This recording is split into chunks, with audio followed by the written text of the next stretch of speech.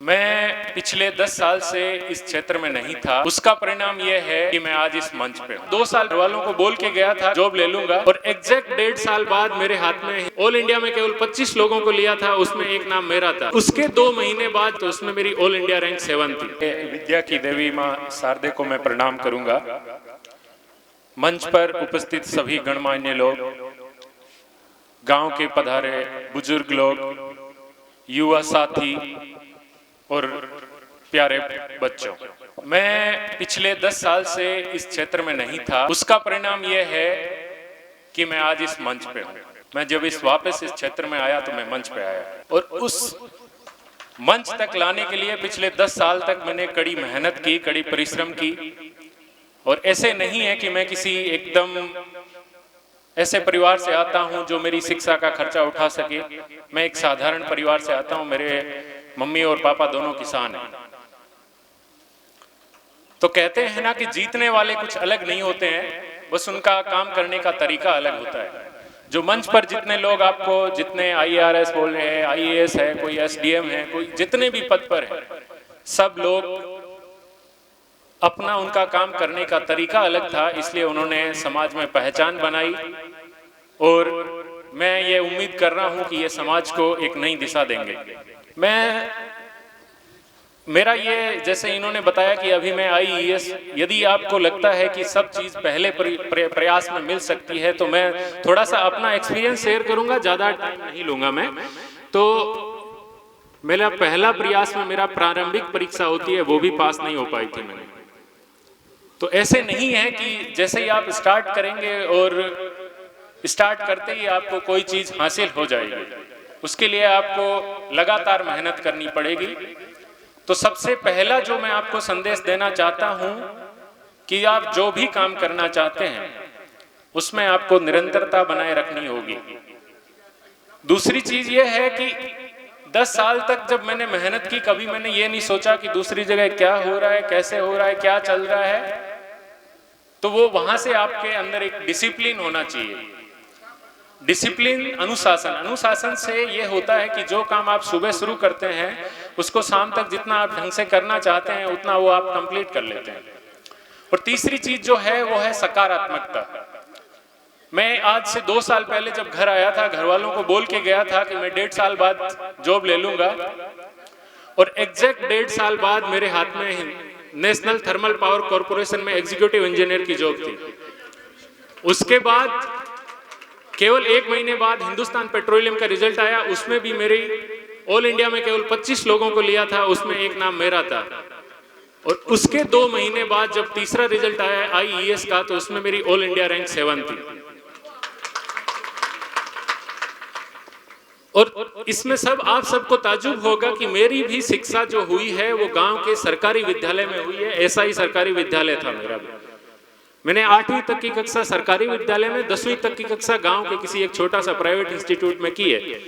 तो सबसे पहले मैं, जो बच्चे यहाँ पे सरकारी स्कूल में पढ़ रहे हैं और इनको यदि लग रहा है कि हम लोग किसी दिन ऊंची कुर्सी पे नहीं बैठ सकते, तो आप अपने दिमाग से ये निकाल दीजिए कि सरकारी स्कूल में बैठने वाला कभी ऊंची कुर्सी पे नहीं बैठ पाता है। क्योंकि यदि आप गांव के लोग किसी सरकारी स्कूल, सरकारी कुर्सी पे बैठेंगे तो गांव का उत्थान करेंगे। दूसरी चीज मैं आपको बताना चाहता हूं कि हम लोगों ने एक दिमाग में भ्रम डाल लिया है कि पढ़ाई का केवल मतलब है सरकारी नौकरी। जिस पद पे मैं सेलेक्ट हुआ हूं उसमें केवल 22 लोगों का चयन हुआ है हिंदुस्तान में, और यहाँ पे जो बैठे हुए उपस्थित बच्चे हैं इनकी संख्या 22 से ज्यादा है। और यदि सरकारी पदों की बात करें तो ये सारे लोग उस पद पे नहीं जा पाएंगे यदि ये कितनी भी मेहनत कर ले। ये भी हमको ध्यान में रखना है। तो पढ़ाई का मकसद ये होता है कि आप ज्ञानी बने, आपको नॉलेज हो, आप हर चीज का नॉलेज होगा तो आप कहीं भी जाएंगे तो अटकेंगे नहीं। और उसमें सरकारी नहीं, प्राइवेट। जैसे मैंने अभिषेक जी को सब लोग वाह कर रहे हैं, लेकिन अभिषेक जी किसी सरकारी नौकरी में नहीं है। उन्होंने अपना स्टार्टअप किया और उन्होंने बहुत अच्छी उनकी कमाई है। तो जितने भी लोग हैं, ये एक मन से भ्रम निकाल दे कि जितने पढ़ने वाले लोग हैं वो केवल सरकारी नौकरी के लिए पढ़ेंगे।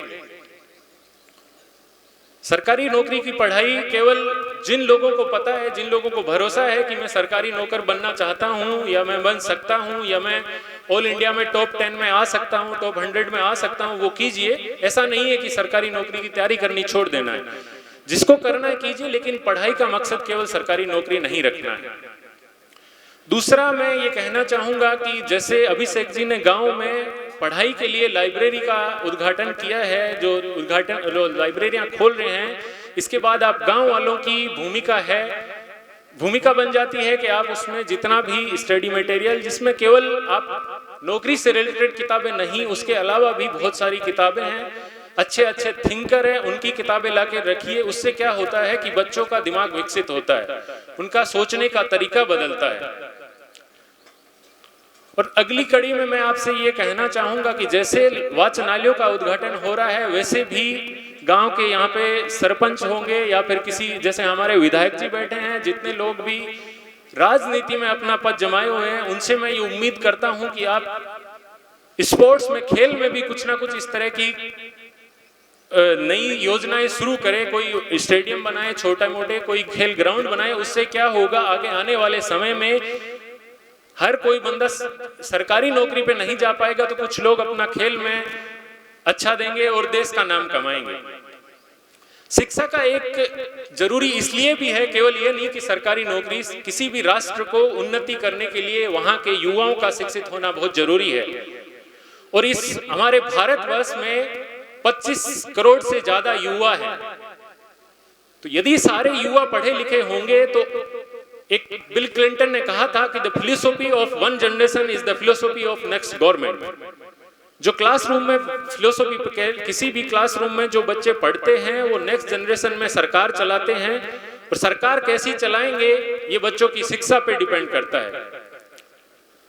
तो मैं आपसे उम्मीद करता हूं कि आप इस मुहिम से आगे बढ़ेंगे कि पढ़ाई का मतलब सरकारी नौकरी नहीं है, पढ़ाई का मतलब है हम शिक्षित हो और हम हर क्षेत्र में, सरकारी, प्राइवेट, बिजनेस, जितने भी तरह के हमारे जो जितने भी प्रकार के, जितनी अपनी शिक्षा से जो मिल सकता है वो हासिल करेंगे। और स्पोर्ट्स में भी हम लोग अच्छा करेंगे, क्योंकि गांव के युवाओं में वो एक एनर्जी होती है जो किसी भी स्पोर्ट्स को वो जीत सकते हैं आसानी से। उसके बाद मैं अभिषेक जी का बहुत आभार व्यक्त करूंगा कि उन्होंने गांव में इस तरह की मुहिम चलाई और आगाज के तहत आपने गांव-गांव में शिक्षा लाने का मुहिम चलाया। उसके लिए आप बहुत बहुत धन्यवाद के पात्र हैं। इसी शब्दों के साथ मैं अपनी वाणी को विराम दूंगा और मैं आप सबसे उम्मीद करता हूं कि आप अपने बच्चों को, लड़कों को जितना शिक्षा का महत्व देते हैं, उतना ही महत्व आप लड़कियों की शिक्षा को देंगे। धन्यवाद।